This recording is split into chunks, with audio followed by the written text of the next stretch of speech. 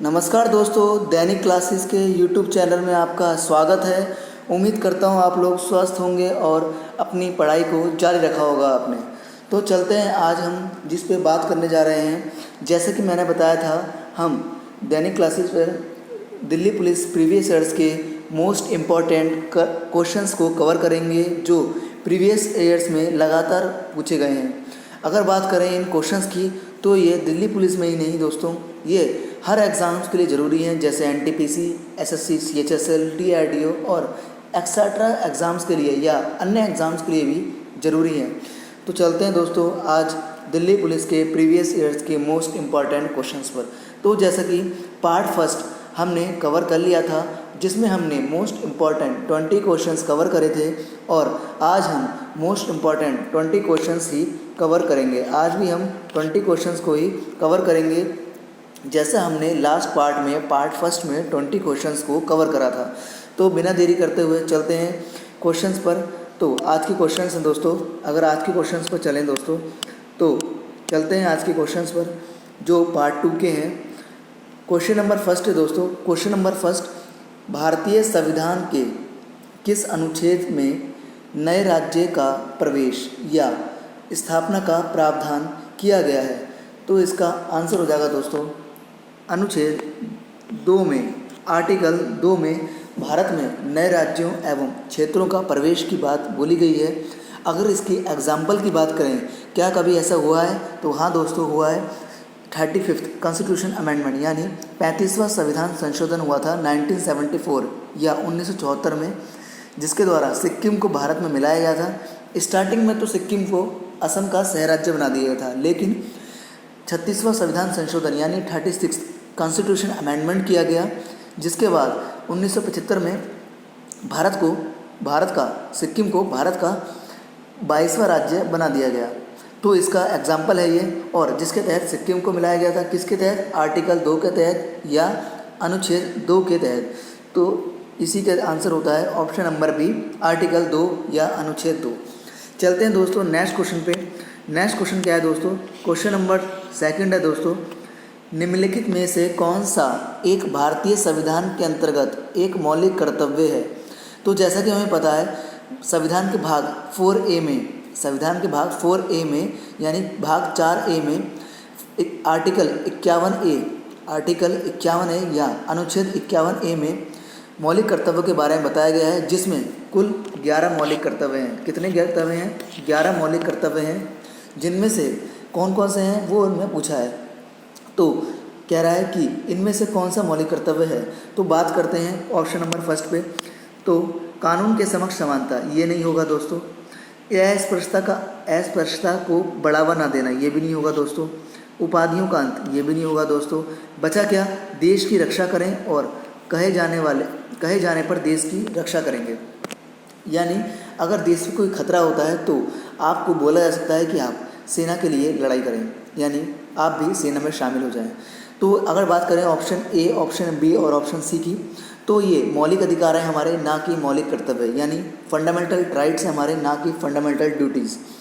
तो चलते हैं दोस्तों क्वेश्चन नंबर थर्ड पे। क्वेश्चन नंबर थर्ड क्या कहता है दोस्तों? क्वेश्चन नंबर थर्ड पे चलते हैं। कौन सा वर्ण 4 जाने माने वर्णों में से चौथे स्थान पर आता है? तो जैसा कि हम जानते हैं कि ऋग्वेद में लिखा है कि 4 वर्ण दर्शाए गए हैं हिंदू मान्यताओं में। कौन कौन से? ब्राह्मण, क्षत्रिय, वैश्य, शूद्र।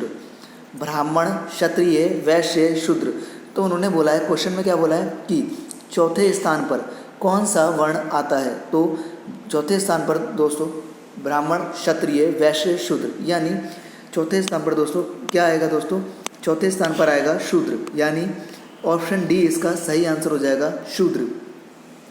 चलते हैं दोस्तों नेक्स्ट क्वेश्चन पे। क्वेश्चन नंबर 4 है दोस्तों।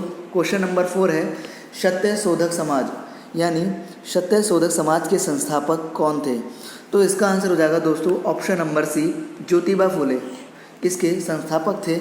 अगर बात करें सत्य शोधक समाज की दोस्तों, तो ये जो सत्य शोधक समाज था ना, ये लोअर कास्ट मूवमेंट था, यानी निम्न जातीय आंदोलन था। और अगर इसकी स्थापना की बात करें तो 1873 यानी 1873 में इसकी स्थापना की गई थी गोविंदराव फुले के द्वारा।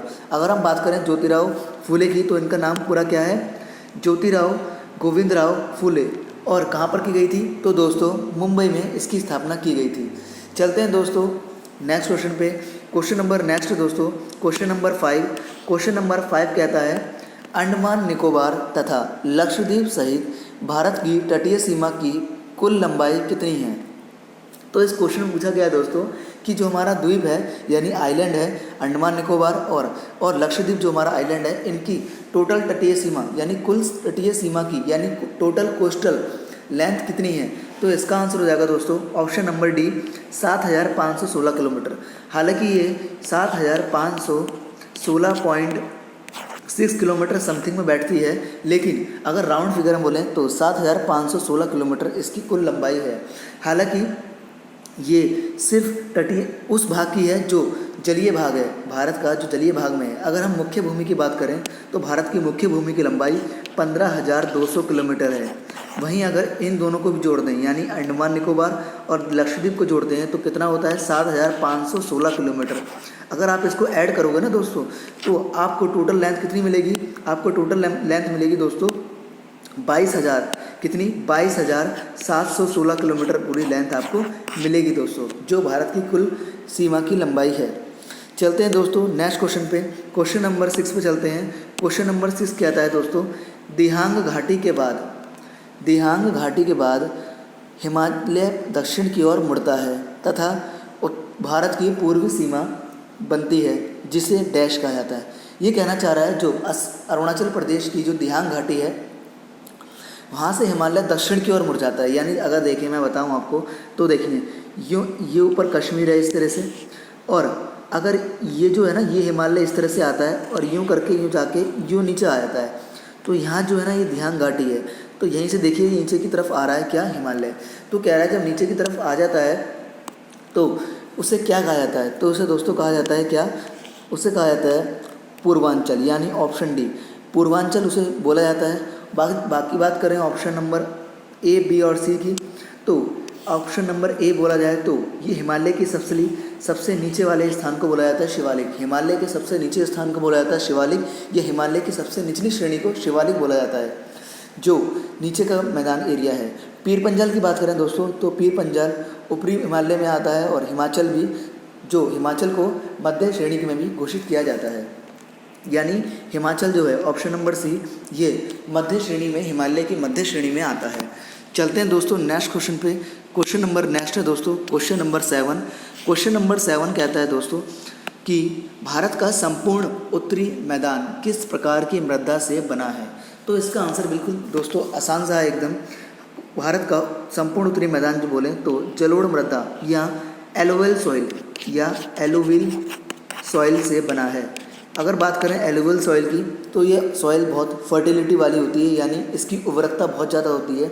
और अगर बात करें ये बनती कैसे है तो नदियों द्वारा लाए गए निक्षेपणों से या नदियों द्वारा लाए गए डिपोजिशन के जो जमा हो जाते हैं ना वहाँ पर, उसी से इसका निर्माण होता है। अगर बात करें जितना भी आज उत्तर प्रदेश है, बिहार है, ये यहाँ पर जहाँ पर खेती होती है ना उस इलाके का अगर बात करें तो वहाँ पर जलोढ़ मृदा पाई जाती है। लाखों साल से वहाँ मृदा नदियों द्वारा इकट्ठा होती गई और एक समय आया कि वो लैंड आज उठा हुआ दिखाई देता है हमें, यानी वहाँ खेती लायक ज़मीन है। वहाँ पर कौन सी मृदा है दोस्तों? जलोढ़ मृदा या एलोवेल सॉइल। चलते हैं दोस्तों क्वेश्चन नंबर नेक्स्ट पे। अगर बात करें जलोढ़ मृदा की तो ये कितने परसेंट पे है? टोटल लैंड के 40% पे 40% पे ये फैली हुई है जलोढ़ मृदा या एलोवेल सॉइल। चलते हैं दोस्तों क्वेश्चन नंबर 8 पे। क्वेश्चन नंबर 8 है भारत में आर्थिक उदारीकरण किस वर्ष में हुआ था? तो इसका मतलब है इकोनॉमिक रिफॉर्म्स कब हुए थे, यानी इकोनॉमिक्स के रिलेटेड कब हुआ था? तो ये हुआ था दोस्तों 1991 में। कब हुआ था दोस्तों?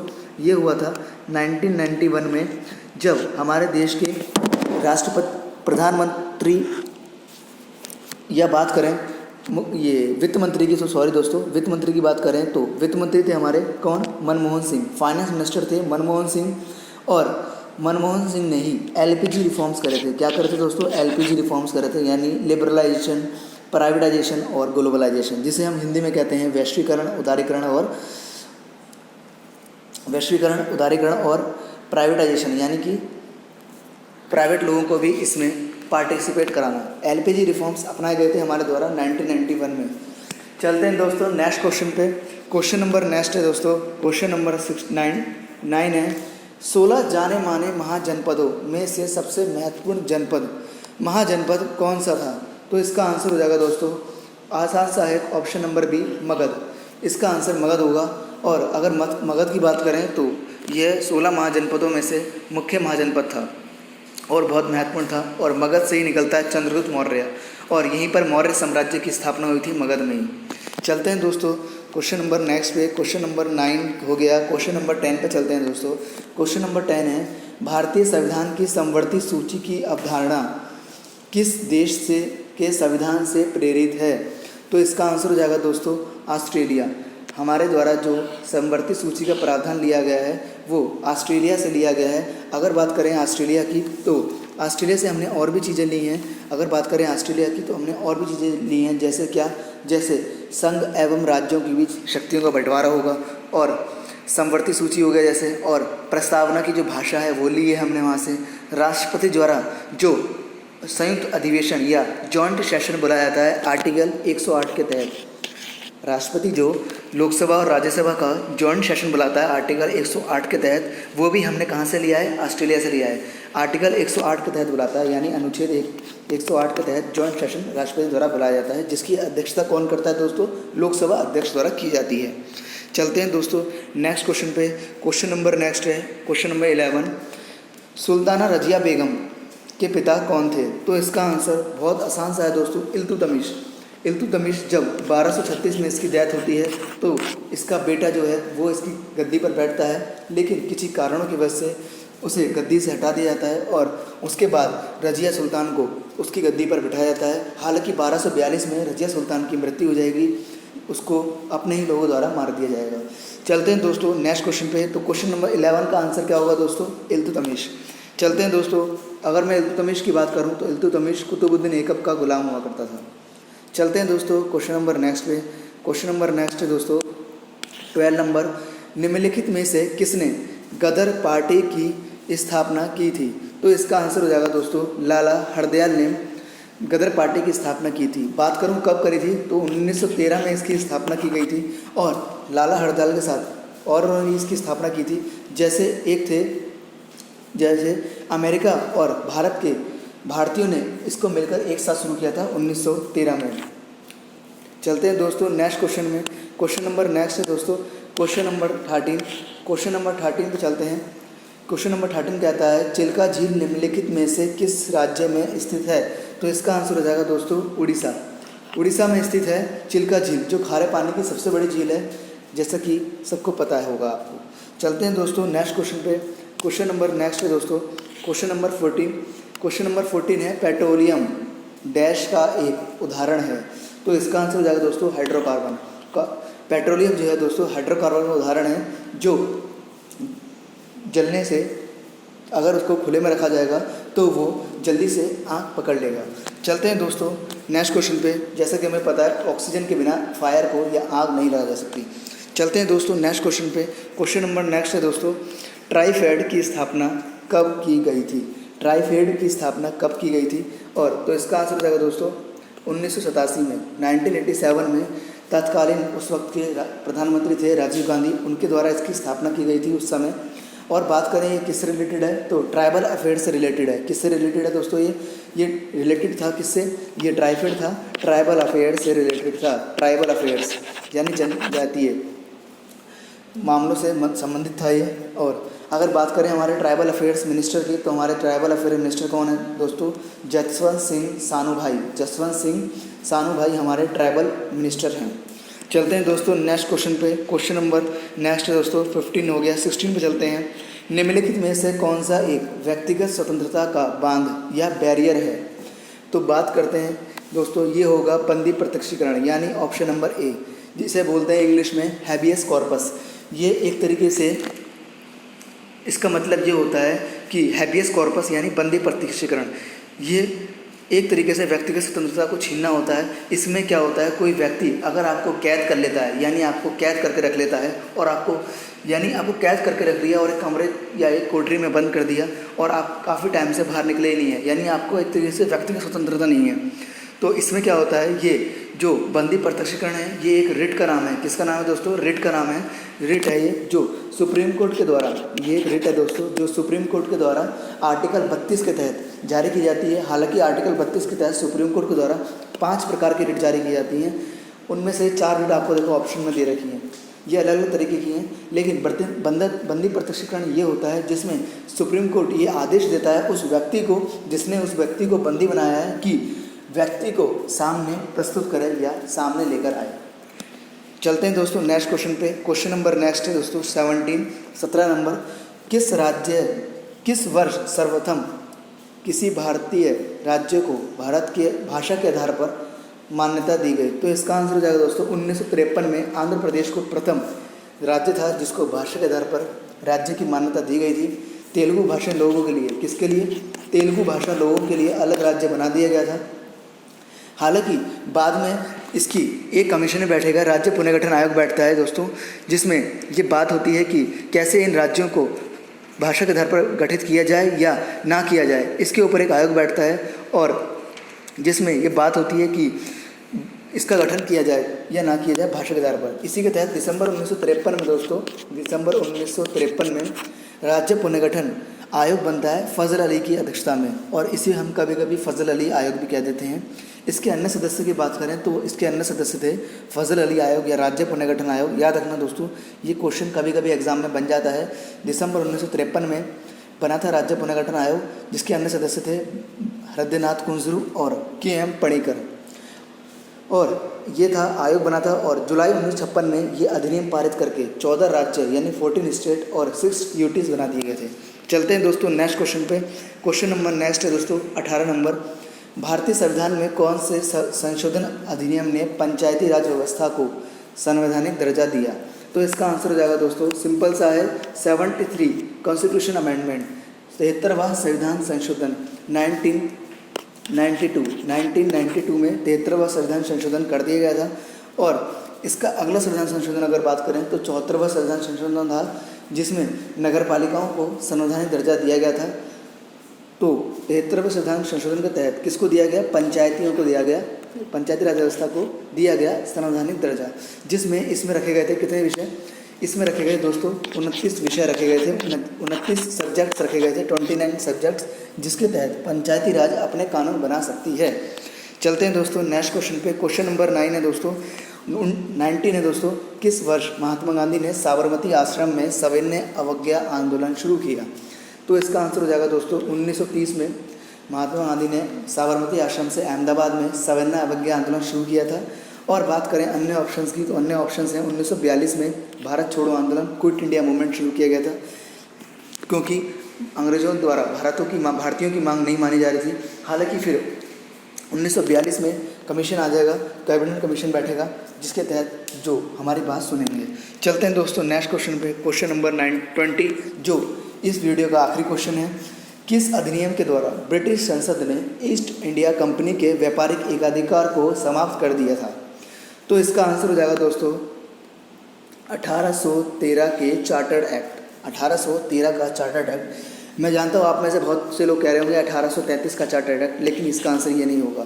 क्वेश्चन को ध्यान से देखिएगा। किस अधिनियम के द्वारा ब्रिटिश संसद ने ईस्ट इंडिया कंपनी के व्यापारिक एकाधिकार को समाप्त करा था? तो इसका आंसर 1813 होगा दोस्तों, क्योंकि पहली बार 1813 में व्यापारिक एकाधिकार को ख़त्म किया जाएगा और सिर्फ 2 अधिकार छोड़े जाएंगे। किसके साथ? चीन के साथ व्यापार और चाय का व्यापार, यानी trade with China and trade off T.